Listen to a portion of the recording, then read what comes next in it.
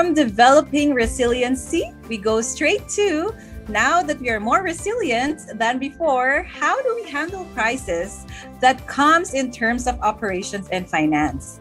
So this is interesting to learn this afternoon.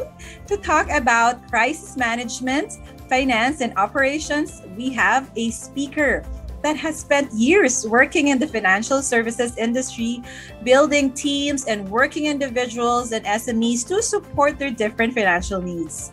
He has worked with companies locally and regionally in SEA, Southeast Asia, to develop better access to the services customers need. He promotes using the growth mindset as teams build towards customer-centric development. Get ready for Investree General Manager, Philippines, Mr. Alexander Capulong. Hi, good afternoon, everyone. Happy to be here sharing with you all the Philippine SME Expo. And today we're going to talk about resilience in managing through the tough times. And as much as possible, I just save us more time for us to discuss during the Q&A. I know we've been through a lot over the last 2 years. And what I'll do is set up some key questions that I know a lot of us have probably thought about. I've seen a question about it already pop up in the previous session. And maybe we can discuss, right? What are the things that we need to do, the things we consider, and the stresses, the different stress that we face in managing the different stakeholders in our business. We'll find that, businesses are like people. It's just that not everyone moves in the same direction all the time. So it's a bit more complicated to rein in, right? So let's kick it off. So I'm willing to bet that, these are some of the questions that, most of us have asked throughout the pandemic.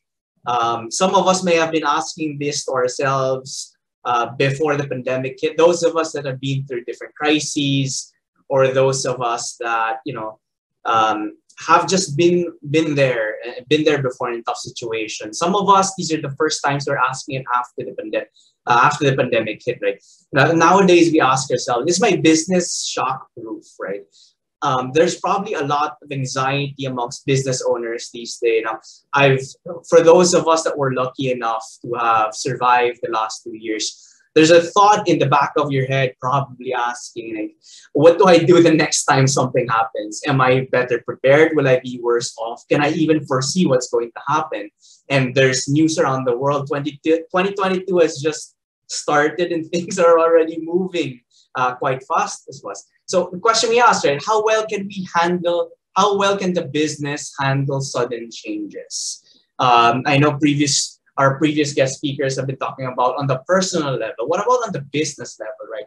As a business owner, we're not only thinking about our business, we're also thinking about our team, ourselves, right? Can I handle this as the leader? Can my team, can my staff? How do we deal with all of these sudden changes, right? In the last 2 years, we've seen entire companies scramble to change their operations, shift that, retain their workforce, retrain their workforce, change their tools. How well we've handled these differ from depending on our situation. Are we a large company, small company? Have we built this kind of agility into our plans, right? Do we have the resources or the flexibility to prepare for this in the future now that we've learned? For those of us who are lucky enough to be starting businesses during the pandemic, it's been a bit easier, right? Starting with a clean slate. What about those of us that have had those sunk costs, that overhead, right? How do we change this?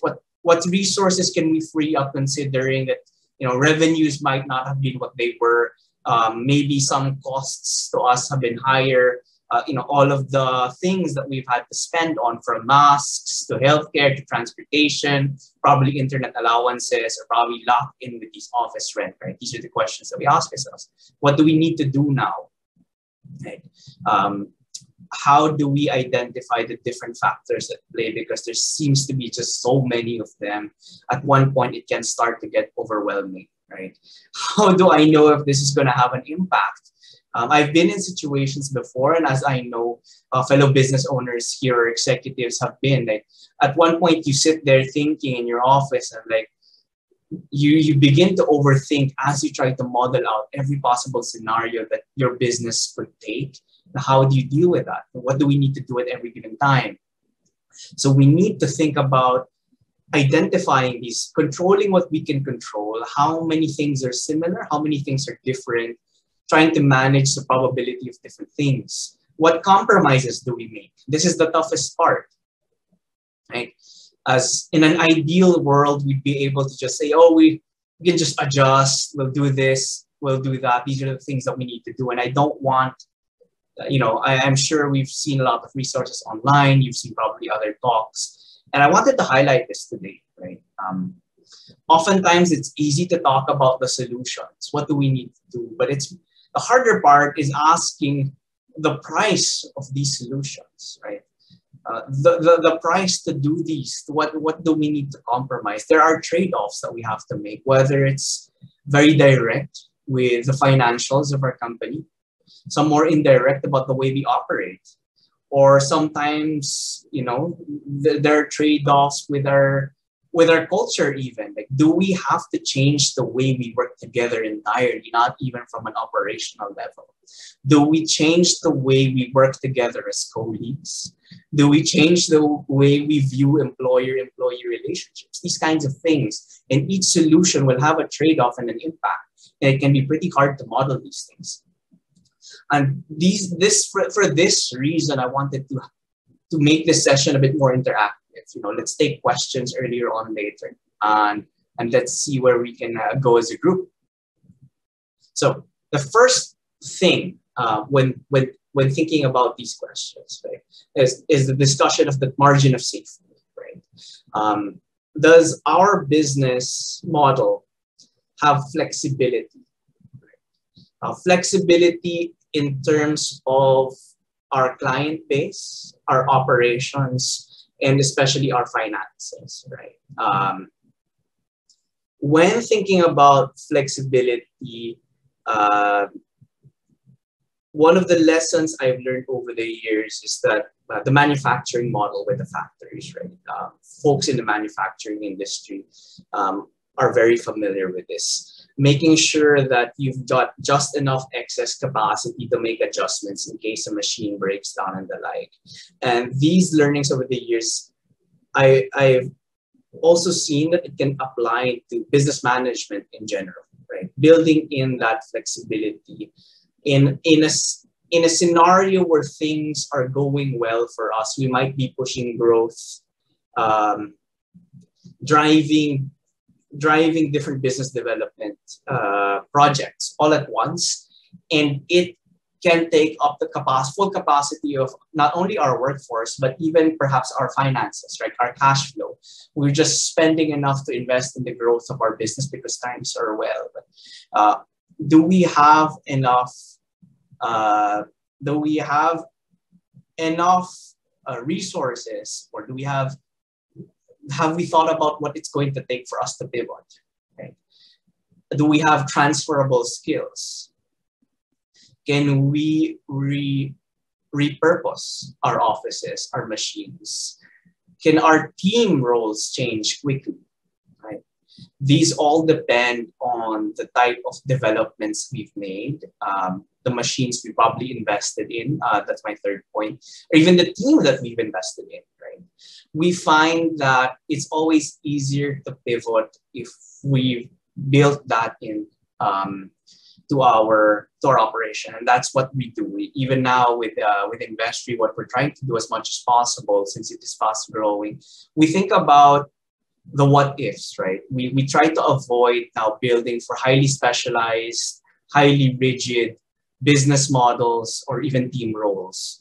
We try to make sure that at the drop of a hat, we can change, and that's the nature of a startup. Startups do that very well, right? Your project may not be working as well right now, and you might have to rethink how quickly you can change will matter for your success.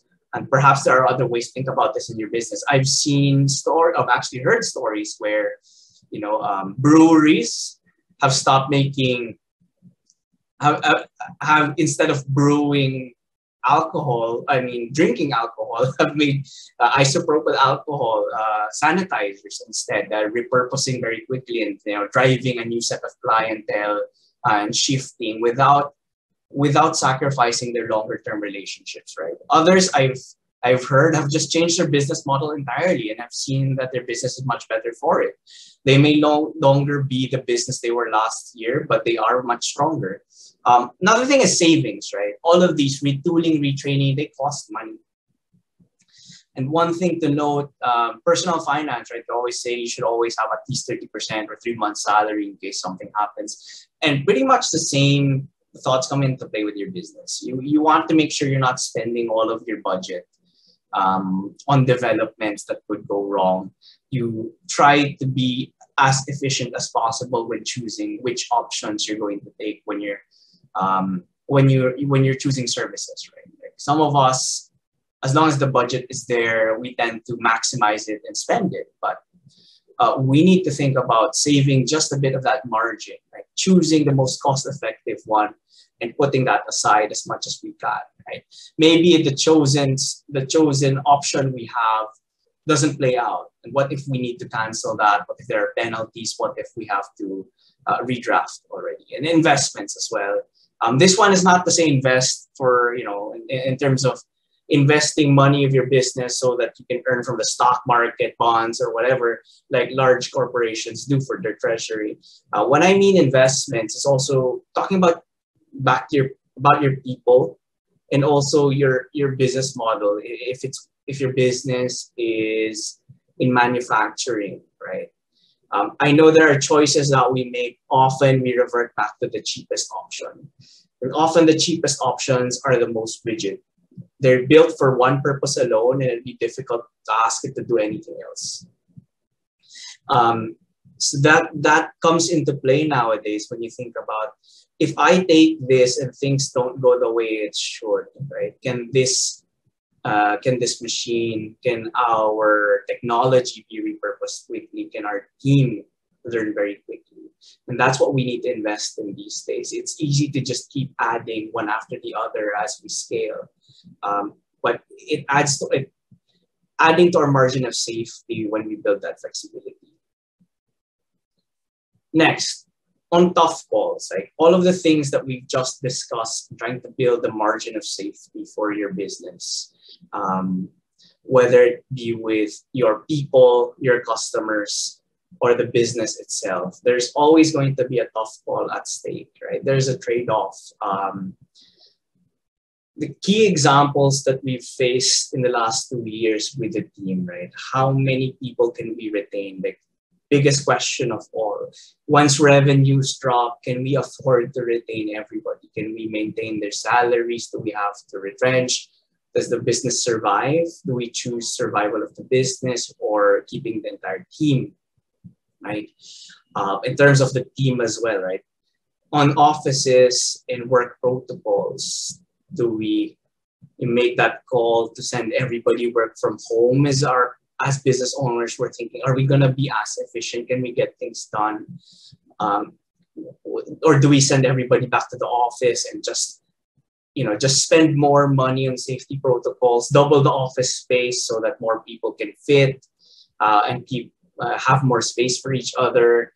Do we spend on acrylic barriers, face masks, face shields, shifting hours? For some instances, companies have decided to even book lodging, right? Lodging and healthcare services, increase that. There are trade-offs. That's a tough call to make as management because it will reduce your ability to pursue another path. And on customers as well, right? Should you choose the team and the business, what would you do to the customer? What would you trade off on your services and your products? Do you reduce the quality so you can cut the costs? Do you decide to work with a fewer ones, shrink your business so that you can maintain the quality that you serve? Or do you increase the prices entirely? We've seen companies do 3 things, any of these 3 things, and each of them have their trade-off, right? You lose some, you win some, and it's never clear cut. And when thinking of these 2 things, like building your margin for safety and making the tough calls that go along with them. When we forge ahead now as the third step, it's one of the most difficult things is transformational change. I've seen that several times, right? Once you've come up with a plan and say, okay, this is what we need to do. And what we've seen over the last 2 years, in a way, has been a great catalyst for innovation out of necessity. Working from home, even this Zoom call that we have now would have been out of question 5 years ago. But by necessity, we've had to make these operational changes. And the interesting question that we face in 2022 is, do we retain them now or do we go back to normal, right? Maintaining these changes, the amount of work we just did to make this shift so that everything keeps working, right? Now what do we do that things are changing again, like going back to normal-ish? Do we keep going with the investment we've made? Do we now make changes to go back? Do we tell ourselves that whatever we did is temporary? When we make this, does that make us more or less vulnerable to the same shocks that we faced before? What about new ventures? In forging ahead, your business might have pivoted. We might have told ourselves this is something we're going to do just 6 months from now, but maybe good things have come out of it, right? Maybe at this point you're saying, wow, okay, this is more fun, more profitable, less toxic than what we were doing before. It might have led to that. Or perhaps you're in a situation where you have 2 equally good ventures on your lap now, but one team. Like, what do you do? How do you now raise funds for your business? Do you grow it? Do you cut the other venture? Do you spin it off? Do you look for more partners, right? There is also that choice for those of us that have been able to. And for those of us that are less lucky, right? Now that we've weathered the storm, just survived over the last 2 years, what do we do now? In an optimistic sense, maybe now the table is clean. We have a clean slate to move. Like, what can we do with our new ventures? How do we make it better than before? And so with these, there's also financing solutions that we think about, like with our new ventures, as I was saying. Right? With thinking about your operational changes, your tough calls with your team, your customers, your businesses, should you think about now the money pool? If you're lucky, might have grown. If not, there have been delays, right?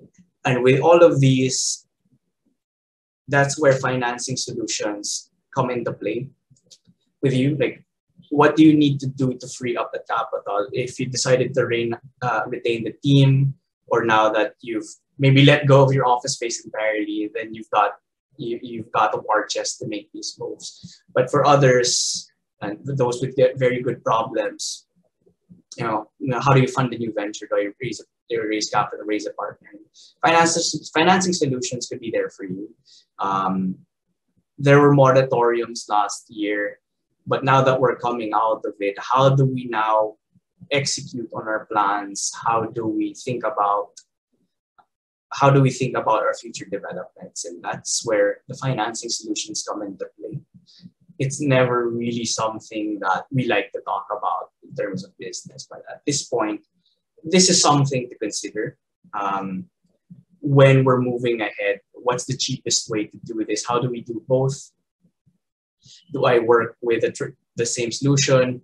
How about now, maybe I've shifted, let go of all of my collateral, my hard assets that can be used for collateral. Do I get locked out of the system now that my office is simply a laptop, no more cars, no more warehouses, or maybe I'm renting a warehouse, a shared one that's no longer ownership. So financing solutions also change with that. And maybe I'll just end on that small note, because that's what we do at Investree as a crowdfunding platform. We try to think about new solutions nowadays to fit the current market.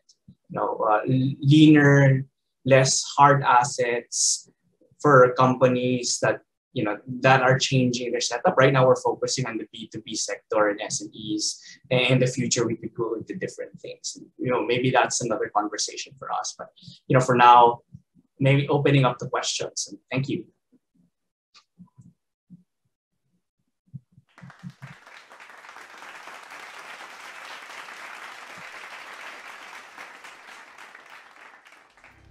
Thank you so much for that, Mr. Alexander Capulong. You really are helping us change the way we think about our new normal. So of course, we're going to answer questions. Is that okay, sir? Yes, please. All right. Okay, so we have a question from Angie Quadra Balibay. How do you view the mandated order to return to work on site 100%? If this is a preferred solution for businesses in the Philippines, or is the hybrid alternating between on-site and work from home, virtual office more ideal, even post-pandemic? I guess this is, there's no clean-cut answer. This depends on your business. Sure. Management preference aside, it depends on the business model. There are some that simply has to go to work on site, right? Our restaurants, manufacturing factories. For us at Investree, or in general for knowledge work, if it's personally, we've proven it's possible to keep working from home where we are. The question for the office now is, does being in a physical office actually add to your team's productivity? Are there sensitivities that need to be kept in your office or not? So if the answer is no, then I don't see a problem with working from home or from anywhere, which is kind of what we do at Investree. As long as things get done, doesn't really matter where we are. Those with sensitive work can work in the offices if they need to. I see. I hope that answered your question, Ms. Angie. Okay, last question, Sir Alexander. This is from Janice De La Cruz. How would you know if it is time to give up your business and start a new one? Yeah, this is tough. I'd say if after considering all the things that we just talked about, and you see that it's going to be a grind moving forward, right?